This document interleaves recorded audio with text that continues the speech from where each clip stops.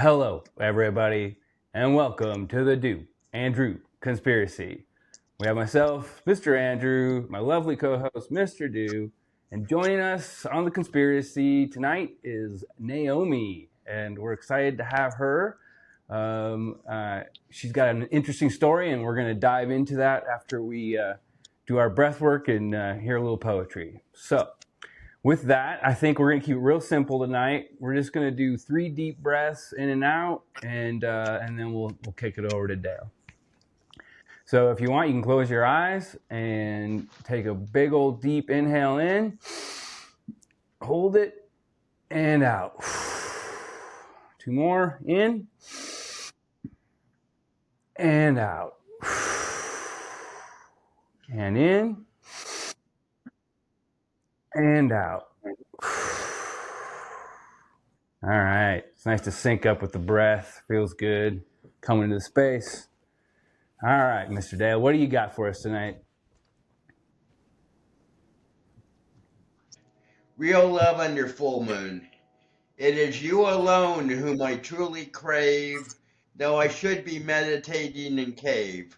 For yours is the beauty and divine grace that won my attention, not knowing your face. And for you I feel deep gratitude that destiny would let me be your friend, which has caused great shift in my attitude, knowing feelings I don't have to defend to anyone except Lord up above, when I hear harmony of your soft voice, which helps me to know you are the right choice to whom I can really show endless love, not only in present now and here, but throughout eternity without fear. I like that. I like that. No apocalypse or anything. Amazing. All right. So just briefly, Dale, how did you meet Naomi? Okay, so I've been on Naomi has been gracious enough to have me on her podcast, Light of Life. She invited me on, and we had a great time. Then I kept seeing her in her Instagram stories, so I decided to reach out and just renew the friendship. And Yeah. about 3 weeks ago, I was on her second show that she hosted. It was the beginning of her 5th season. Congratulations, Naomi, on that. Thank you. And so basically, it's been an interesting progression from where I was in March to where I was in the last podcast. And so she has a fascinating story. It's a story of survival and determination, and just like refusing to accept the ultimate odds. I wanted to have her on, and welcome, Naomi, and welcome to the show. Thank you. Thank you so much for having me, Dale and Drew. I'm so happy to be here. Thank you for inviting me. Yeah, it's quite a story, and there's so many parts to it. I read the bio, and it goes into the health issue. So basically, you had a heart condition. So yeah, I guess if you maybe just give like a 3-minute summary of like sort of what that process was and kind of what you experienced during that time. Yes. So I was born with a congenital heart defect. I had 4 open heart surgeries before I was 5. I don't remember any of them. I was cyanotic for like the first 15 years of my life, very low oxygen saturations. It got a lot worse when I was 13 and had hit puberty. The hole in my heart got a lot bigger. My sats were dropping more and more, and I went into acute heart failure. And initially, 10 years ago, I was initially told that nothing could save my life and that I had to go to hospice care, comfort care.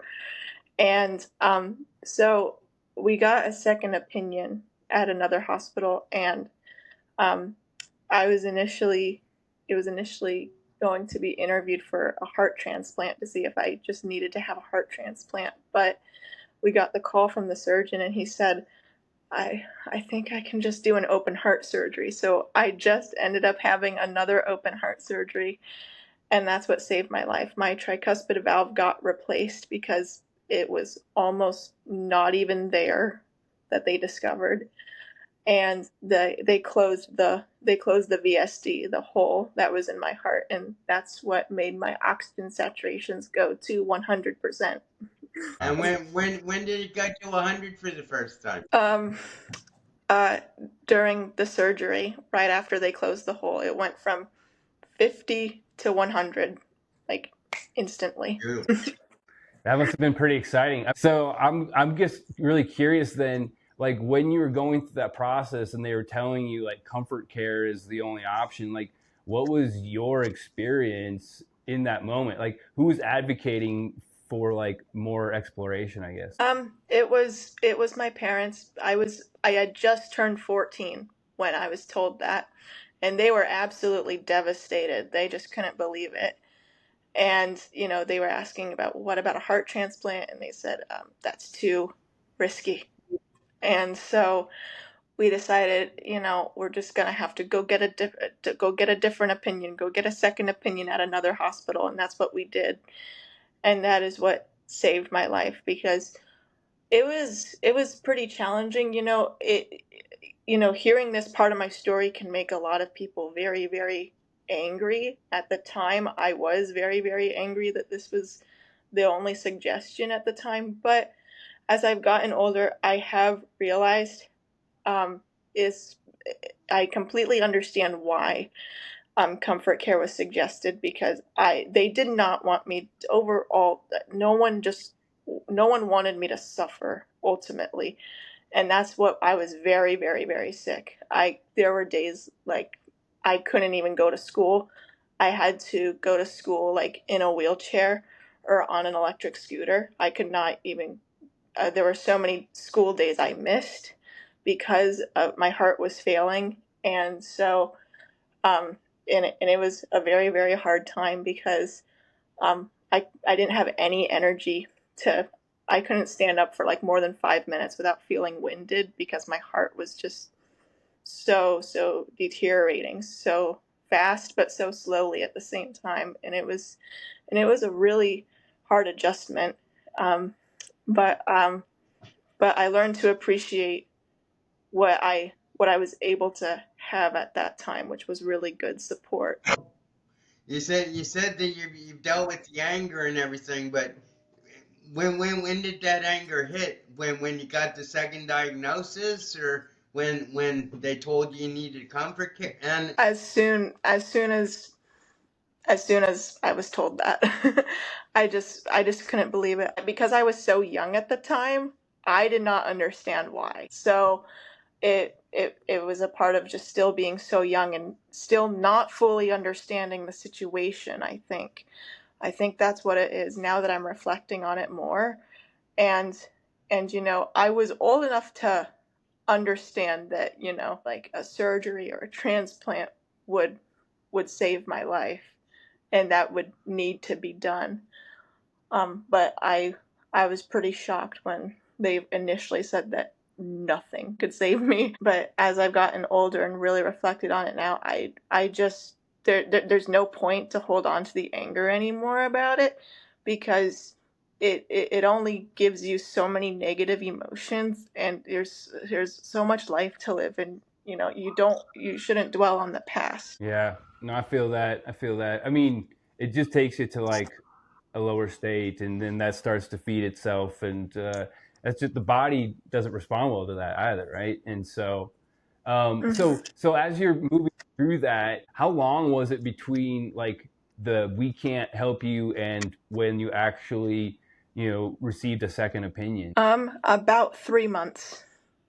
hmm Oh, Yeah, it okay, was. okay, It was the beginning of June 2016 was when I was told that, and this was just weeks after my 14th birthday, that I was told that there's nothing we can do. And then it was the begin. Oh yeah, it was 2 months. It was the beginning of August when we got the second opinion.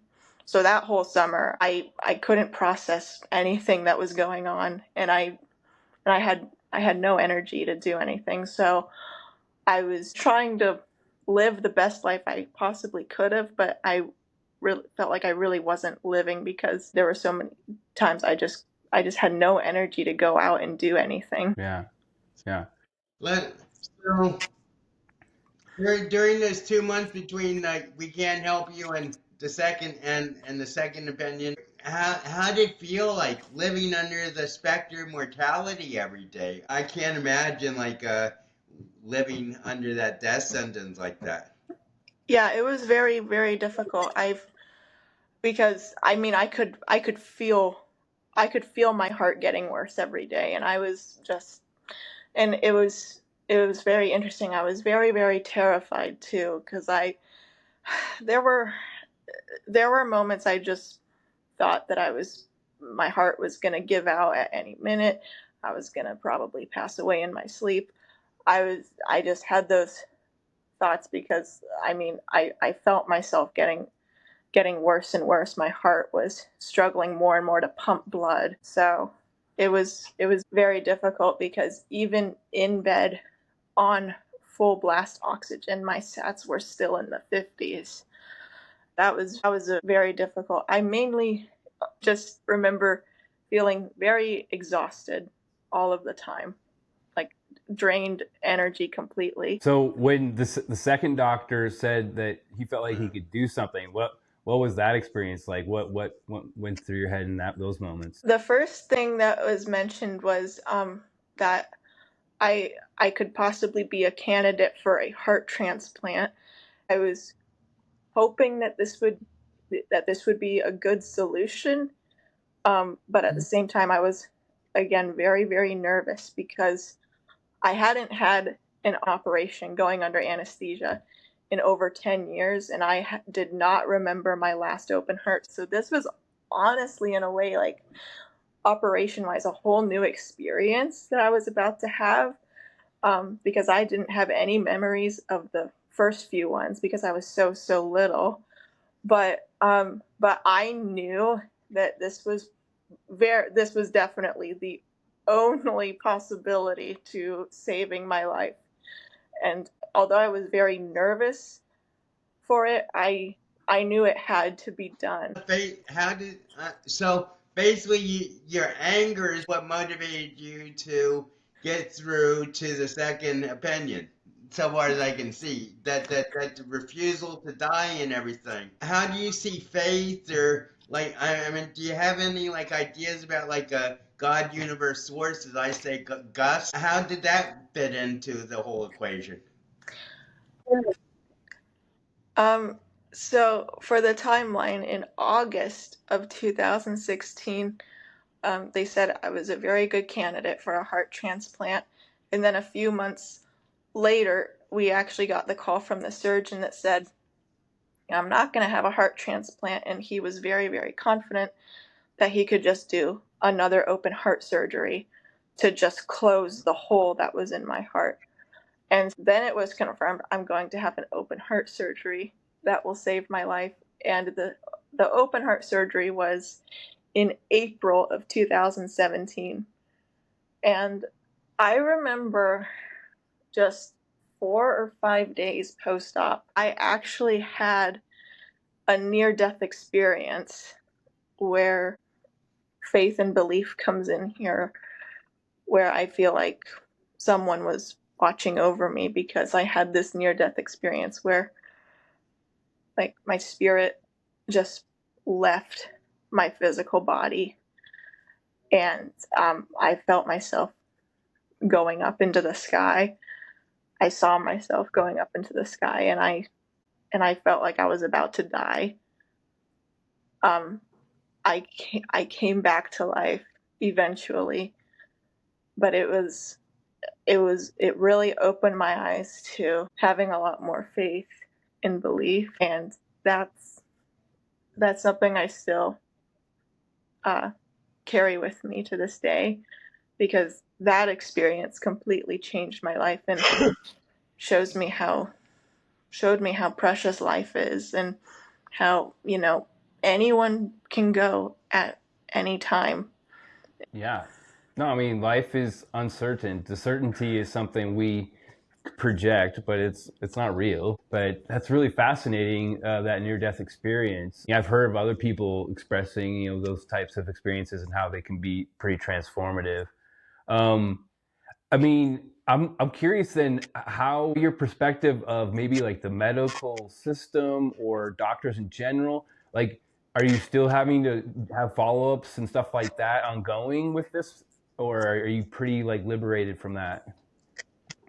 You know, just very recently, I feel very, very liberated from it because I just within the last year, just I have just come to the realization that I was still so furious that this was happening to me, and it's been almost 10 years, and I've realized, I, it, something that I struggled with a lot was trust issues, especially with doctors. It was very, very hard to trust people after having this experience, but I'm getting a lot better now, and it's really come to show me, I I realized today, 10 years later, that there was a reason why comfort care was Mm. suggested, and it had nothing to do with them just not wanting to do anything. They took it very, very seriously, and said, "You're very, very sick," which I was very, very sick, and yeah, and that's why I qualified for Make a Wish, and because that's what they told me when I qualified for Make a Wish. Um, they told me I probably had 3 months to live. And so, I think back, the whole experience was like a near death experience almost, because I just, my heart was, so my resting heart rate was 100 beats per minute. Um, and my sats were in the 50s. And that's definitely not a life that is just barely existing. Um, I felt like I was like so slowly suffocating every day because my lungs weren't receiving any blood from my heart, and that was really, really difficult. But I can have so much anger about all the medical issues I went through, but I've come to realize now today, I'm actually really, really glad the entire thing happened, because it only made me stronger. Absolutely. I just want to say I feel the same way. I've been dealing with my anger towards my main doctor, for he was Mhm. my shrink for 22 years, put me in the hospital multiple Mhm. times, and I've just been like basically 3 months, 3 to 6 months, just like getting a perspective on this whole situation and saying, well, where I am now is where I basically am prospering and where I want to be, and if I hadn't gone through all that crap, then I never would be at this point right now. Exactly. Yes. You were in the Make a Wish program. And so can you tell us a little bit about that process? I mean, and what the wish was and how it played out? Yes. Ironically, it was the same day that I was told that a heart transplant is just too risky. We don't want to risk it. They also told me, because of my diagnosis and my current state of health, that I very likely qualify for Make a Wish. And um, initially, I was very, very excited because they said, if you want to meet a celebrity, you can meet a celebrity, and I already knew what I wanted my wish to be, was to meet Hilary Duff, because I at the time I was watching Lizzie McGuire all the time. I was 14, and I really wanted to meet Hilary Duff, but it was a little difficult because um, I knew what it meant, when it's because of my very critical condition. That was why I qualified, and the the situation, the medical situation, is a situation you don't want to be in. Um, so Of it was course. a little difficult to it was a little difficult to accept that I actually qualified.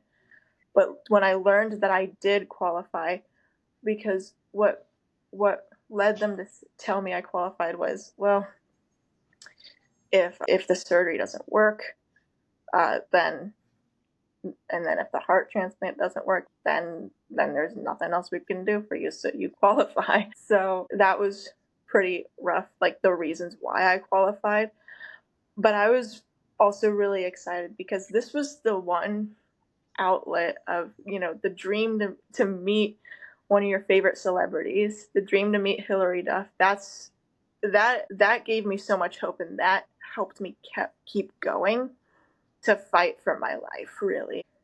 And I was thinking to myself, I'm gonna meet Hilary Duff one day. I'm going to get this wish granted.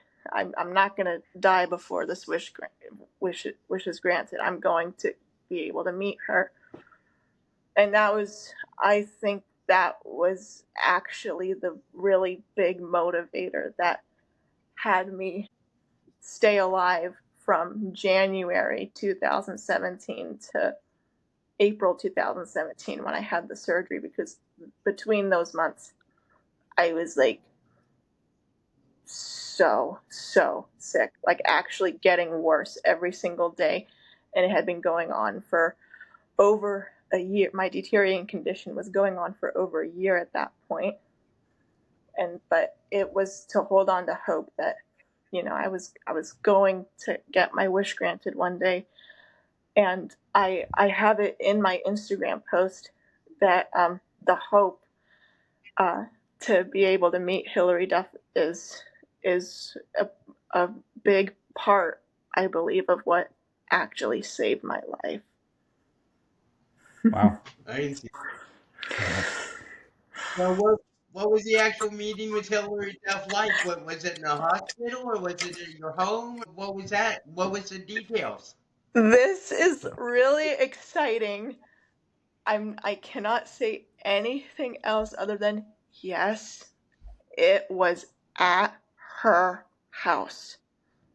At her Wow. house. I got to go inside of her house, and they told me, Make-A-Wish told me, this has never happened before for a celebrity meet. Inside a celebrity's house. That's all I can say about that, though. But yes, it was wonderful. She baked me cupcakes, chocolate cupcakes, and I got to sing 3 of her songs with her, which was just so wonderful. And she was so nice. She is one of the nicest people I have ever met. She was just so kind and caring, and one of the songs we sang was her song Someone's Watching Over Me, and it's a very emotional song. And I remember she said to me, I was like 15 when I first sang this song, and now 15 years later, thinking back to it, I'm realizing how important of a song this is, because it's a song about strength and a lot of hope. And that's why I liked it so much. And I think that really impacted her to learn about my story and why her songs meant so much to me. And that was so emotional, and I could tell she was very overwhelmed with happiness because I was so overwhelmed with happiness. Being able to meet her and just being able to sing songs with her, it was such a wonderful moment, and for sure the best day of my entire life. I think it always will be. I'm confident it always will be. Okay. Yeah. Oh, and it's funny because when we were scheduling this interview, I got an Instagram post from someone, and she just has started a whole new tour after like 18 years of kind of doing her own thing, and so the timing feels very synchronous. And Dale and I were like, "What could we have a reunion? Is there, let's get you back in the same, get you on tour with her, and backstage or something like that, right?" Yeah, Yeah. see her face, see her face sees that you're still alive, just Mm-hmm. But Absolutely. yeah, I mean, from what I've heard too, uh, like I don't know a lot about Hilary Duff's story, but from what I've heard, she took time off, she had children, she kind of did her own thing, and then when the timing felt right, Mm-hmm. she decided to come back, and like that sounds like a person who is super like tapped into living, their best life, and so I think you're right. I think she seems like a person who knows how to do this thing, and so that connection feels like it would have been really genuine, and yeah, so that's really cool. So I'm curious now too, like since then your life has changed, evolved, you can breathe freely, right? Your oxygen has been high since then. um, Yes. um, can you tell us a little bit about like what's been possible for you now that your heart's been mended? What's been possible for me now is I'm able to walk, I'm able to run. Um, I was never able to run before that open heart surgery. Um, and it feels so liberating now because it's something I never got to experience before, and the whole experience made me realize how many things I used to take for granted before the surgery. You know, uh, just being able to breathe on my own, being able to not have monitors hooked up to me, being able to just uh, sleep in my own bed in my own house, and also to just not have to worry so much anymore about my condition. There are days that go by now where I just don't even think about it anymore. The only thing is I just have to take medication daily. And I do have a pacemaker, and I am 100% paced, but that's it. And it feels so um it's like indescribable how liberating it feels to be able to just live your life and not have to worry so much about all the medical scares, and not have to worry about, oh, when's this going to happen, when's this going to happen, when's it going to be, when's it going to be. um and it feels just so wonderful to not have to. It just feels like I was given uh, a life that I was destined to have. Um, it, and I fought for it. so tell us about like what wait. So you just graduated from culinary school, right? And Yes, I tell us about did. your podcast and a few other things. I'm sure you have like a few other pots on the stove too. So Yes.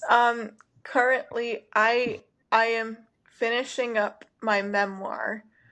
Um, and it's a memoir about mainly my medical journey, because I feel my experience has been so many other people's experience, and I want to give hope to as many people as possible who have been in the same situation. Um, so I'm finishing up my memoir. Um, I just finished culinary school. I got my certificate in hospitality management.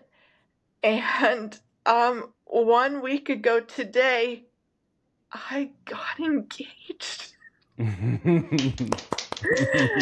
So I just can't believe all the things that I almost missed out on. Being able to go to college, being able to plan my wedding and get married, um, and now writing my own book about my own experiences and journey. There are times still um, that I can't believe that I'm even still alive sometimes, um, because it's just it's unbelievable. It's quite jaw-dropping, the amount of times I almost died. But I've come to my senses of realizing, this happened. It somehow wasn't my time yet, and I got to let the past go so I can move forward with my life.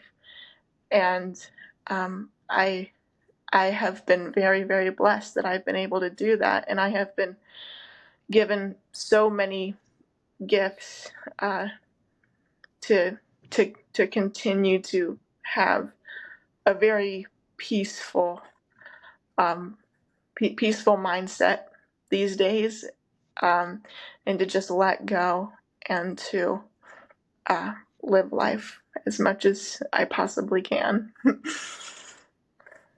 Yeah, that's a beautiful story. Congratulations on the engagement. That's amazing. Yeah, I mean, it's a story of overcoming, Thank you. right? Like the hero's journey is about that, right? Mhm. There's the hero has to overcome something before they can, really become the hero. And it seems like, that engagement feels like a real full circle moment in that story. And so it's nice to capture it, in this time, and it feels very appropriate. So when are you getting married? Have you guys set a date? Yes, we have a date set for March of next year, 2027. Okay. I did a long engagement Yes, we're too. very excited. Yeah, no. No, I just so you started with the pastries, was it? And I'm just like tracing your culinary history. Yeah. What Yes. and how long was the culinary school? I just finished. I've been going for exactly 4 years, because I started in the fall of 2021. Oh, Yeah. And I just So finished. what's the goal to do with that? How do you plan to use that? Yeah. I I hope to continue my career through the industry, uh, uh, very possibly go further into hospitality management, um, and uh, and see, I also hope to one day become like a personal chef. I would really like that. nice. Tell us about the Light of Life. I mean, after 5 seasons, you must have some impressions and sort of like ideas about what you've done there. Yes, when it was when I first started writing my memoir. I was just writing my thoughts and feelings about the surgery and my medical journey, and I came across an like a news article that says, like, it was like 20 celebrities you didn't know had medical conditions and disabilities. And then I thought, oh, what? And this just came to me out of nowhere. What if there was a podcast about that brings awareness to medical conditions and disabilities? And then I got the idea, and I said, I'm gonna create it. um, and I've learned that sharing my own story and hearing so many other people's story has really greatly positively impacted my life. Hearing so many other people's story, once again, has made me feel to not take anything for granted and to appreciate every day you're given, every breath you take. It's all a gift. This is such a precious gift of life, and we got to enjoy it and appreciate it for as long as we're here. And hearing so many other people's story has brought in, so I have so many wonderful friendships and connections, and I feel so liberated by this wonderful community where we lift each other up, and and spread awareness to so many different topics as much as we can to help people.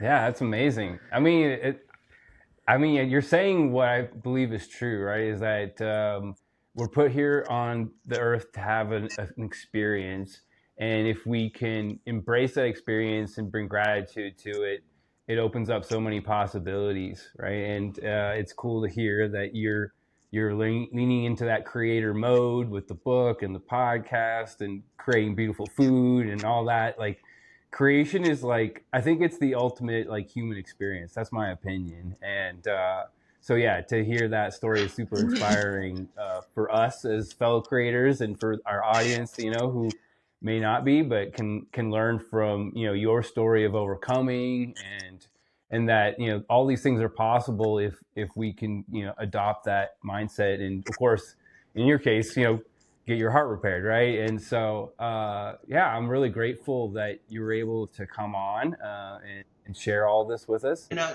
when I mean, considering all you've come through and what you're at now, how do you regard your future? You said that you want to help people and give them support and everything, but I mean, like, do you have like a sort of like a big picture of like how you would like to transform the world? You know, I definitely agree with you about like after 50 years of being psychoanalyzed, it is very liberating to like get to that point where you feel you're free. So, and I feel it's now my mission to like really spread my story. And but do you have like an overarching vision of what the future is, or you just taking it deal by deal? Um, Both. I have a vision and just taking it day by day. One thing is for sure, I am going to do my podcast until the day I die. um, that is for sure. I am never giving it up. There are so many people that are out there in the world that have so many stories to share, and I have met so many people already, and it's just been such a wonderful, wonderful experience. I'm never gonna stop, never gonna give it up, because it is just it has really changed not just my life, but so many other people's lives, and it's out of all the memories I have, it's just the most memorable because these aren't just interviews; these are conversations, real life conversations that everybody needs to have. So for sure, in the future, in 50 years, likely, I will still be. If I'm still here in 50 years, I will still be doing my podcast as much as I possibly can. But the rest of the future, we'll see where life takes me. I'm getting married next year, and for sure I will be with my James for the rest of our lives, and we are so excited to start the new chapter of our lives together. It just feels it feels like just now my life is really starting to come together, and I do have visions of where I want to go and where life will take me. For sure, the podcast. Well, that's very inspiring. And your whole story is absolutely inspiring, and I just feel that there's like an essence of like desire for survival. That's like a very important lesson for people to like understand and see in actuality in concrete terms. And you are such a model and an example of inspiration and hope for everybody, Naomi. Thank you. Thank you so much, Dale. Thank you so much, Andrew, for inviting me onto the podcast. Thank you for letting me share my Yeah, story. that's a beautiful story. We're grateful you're able to do it. Well, this is sort of relevant to what we're talking about. In order to answer calling, because it seems like you do have a calling, and it's just been reinforced by your experiences. And Andrew, I know, has a calling, and I do too. So it's called "In Order to Answer Calling." I want to learn to coach in a field few dare broach. in which I have had much experience, has made strong my presence, wanting to talk to loved ones, such as parents who have sons and daughters who became mentally ill, who must take an antipsychotic pill to keep their inner demons still, trying to maintain a fragile sanity which compromises self-esteem and vanity. So I want to help fight for vision they've lost in night, since brains are out of whack, so their convinced world does attack their perception, senses, and emotions, to reveal there is no magic potion to help win the battles hard, like writing poetry equal to bard, and war that lasts a lifetime, attempting to give reason behind rhyme. Okay. Yeah, no, your desire to help people is for sure in alignment with Naomi's quest as well. And, it's part of the conspiracy too, right? We're here to breathe life into this experience and share, possibilities and perspectives that hopefully encourage people and, give them an example of what's possible, right? And I think you're a shining example of what's possible, especially that will to live, right? I think Dale's referenced that a couple of times, and the Hilary Duff was a part of that. Feels really cool, and that she's back on tour. Yeah, it all feels great, and yeah, I'm so excited to continue to witness your unfolding and the podcast and all that, and yeah, we're here to live it, and that's a great feeling. I want to say congratulations, and I'm just so grateful that the prospect of meeting Hilary Duff kept you alive between January and March when you got your final surgery. That's really like thank something to thank God for, because from what I can tell, every day you were on the verge of death, and that's pretty amazing. Thank you. Thank you so much, Dale. Thank you, Andrew. All right, everybody, this has been another episode of the Do and Drew Conspiracy. Thank you very much, Naomi, and everybody. Just remember, the secret to success is going dale to dale, going not day by day, but dale to dale. So rather than walk day to day, fly dale to dale, and that's my closing statement. Excellent. All right, everybody, we love you.